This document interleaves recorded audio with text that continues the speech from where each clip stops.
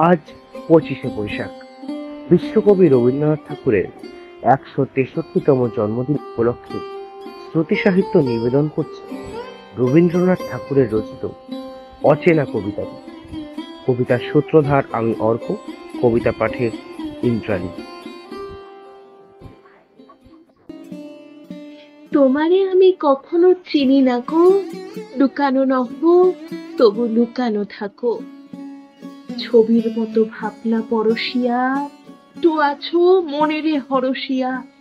অনেকদিন দিয়েছ তুমি দেখা, বসেছ পাশে তবু আমি একা।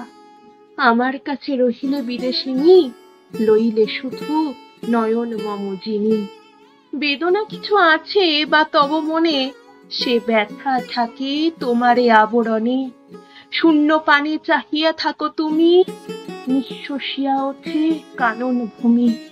মৌন তব কি কথা বলে বুঝি, অর্থ তারি বেড়াই মনে খুঁজি। চলিয়া যাও তখন মনে বাজে, চিনি না আমি তোমারে, চিনি না যে। এখন আপনারা শুনছিলেন বিশ্বকবি রবীন্দ্রনাথ ঠাকুরের রচিত অচেনা কবিতাটি। ভিডিওটি ভালো লাগলে লাইক, শেয়ার এবং কমেন্ট করুন।